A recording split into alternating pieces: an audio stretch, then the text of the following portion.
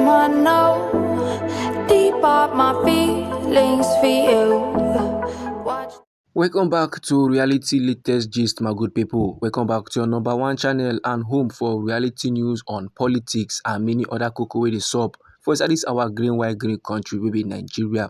And once again, we don't come with breaking news, we don't come with updates, we get reports wey I need share give the general public. And the cocoa be say hundreds of country people have been reportedly rendered homeless sake of one rainstorm wey destroy over 100 houses for inside communities wey for inside Cessä local government area of Edo State, Benin City. And reports sef still dey ground say some of the victims of the rainstorm sustain various degrees of injuries. One countryman wey dey go by the name Cessä Y0UT, he na lawmaker wey dey represent Edo 1 for inside the Edo State House of Assembly. Na im dey yarn dis statement now, na im dey give information on the levels on Monday wey be the 17th day of March for inside this year 2025 during plenary for inside his motion of urgent public importance.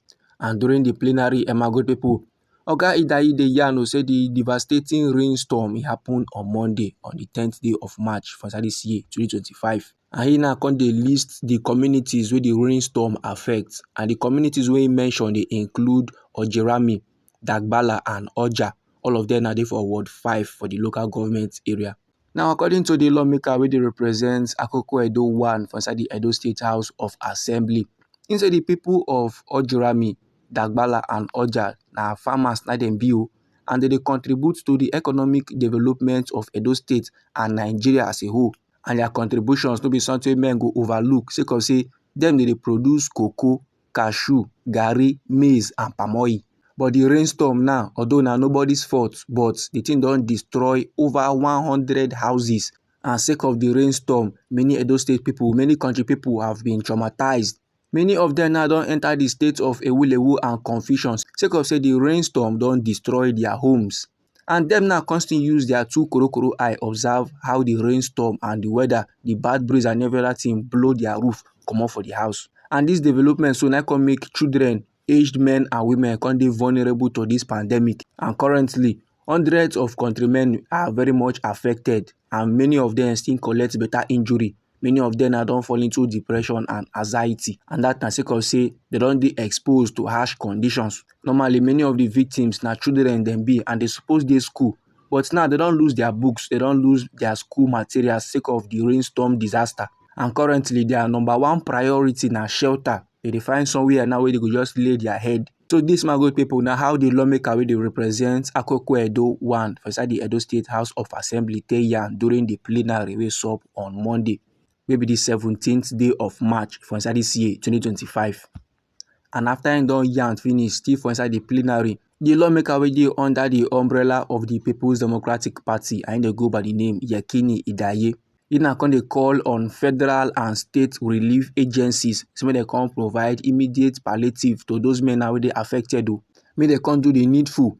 And he now constantly urge the lawmakers for the National Assembly from the Edo State so make they help too by raising similar motions on the floor of the Senate and House of Representatives. That is in the year now they give lawmakers way from Edo State today for the National Assembly, both for the Senate and House of Reps. So we then put mouth on top of the matter so that help go last come to the countrymen who don't become victims to the rainstorm. And normally, as the lawmaker yarn finish, for inside the Edo State House of Assembly, some lawmakers too can drop various contributions. Them now took on the yarn. Like the majority leader and member who they represent Ovia North East 1, and they go by the name Cessä Y0UT, and the member who they represent O1 East constituency, and the country person they go by the name Eric Okaka. I na still the minority leader of the house. In a con the yarn say the rainstorm self also create havoc in some communities for inside their constituencies. So them now together with the lawmaker will also be the chief whip of the house in a Cessä Y0UT. Can they call on relevant authorities so may they can do the needful. May them spring into action by calming down the effects of the rainstorm disaster on the victims them. After every, the Speaker of the House will be blessing Agbebaku. He now can sympathize with the victims of the rainstorm. And the Speaker constantly yarn about the need for countrymen to plant trees for their environment, because last, the trees go help calm down the effects of rainstorm disaster. But however, my good people, The House now in their resolution still con dey call on the National Emergency Agency wey be NEMA and State Emergency Management Agency wey be SEMA say make dem provide palliative to the victims. And the House also call on other relevant authorities make dem assist the victims of the rainstorm disaster for inside the state. Now, anyhow this matter be you for body, or if e be say you get contributions about this very particular topic, feel free make you drop am inside our comment section. Meanwhile, the Edo State chapter of the People's Democratic Party don come outside dey yarn say they go take legal actions against the 3 members of the State House of Assembly wey defect from the PDP go the All Progressive Congress for inside last week. The person wey dey yarn this informate so na the countryman wey dey go by the name Chris Nekiare. I na the publicity secretary of the Edo People's Democratic Party caretaker committee, and in dey yarn am time wey get interview with tori people on Sunday. I no be lie, my good people. The lawmakers wey recently joined the ruling All Progressive Congress from the People's Democratic Party, the men dey go by the name Donald Okugbe, and they represent Akoko Edo constituency, plus Bright Iyamo and Sunday Ojezele, plus one countryman wey dey go by the name Richard Edosa, and him cross carpet from the Labour Party join the ruling All Progressive Congress. And sake of the defection, Oga Chris come outside dey yarn say normally any of their elected officials wey come last decamp to another party go definitely be taken to court. And that na sake of say the men wey decamp then got elected under their platform, under the umbrella of their party. So last na their mandates, and they go use legal means to reclaim their mandates. After every Oga Chris come dey express confidence in a favourable outcome in the court cases. This man now dey believe say court go rule wella on the matter.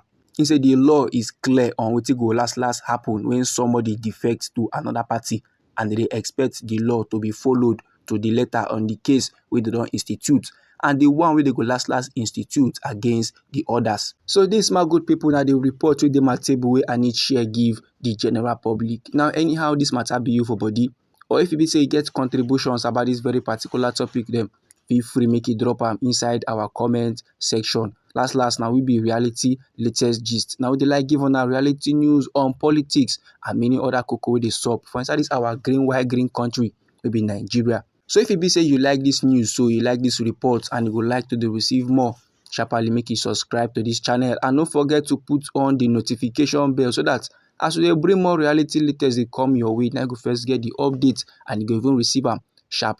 When they come your screen, when they come back again with more reality latest for you, my good people. Try make it no go anywhere.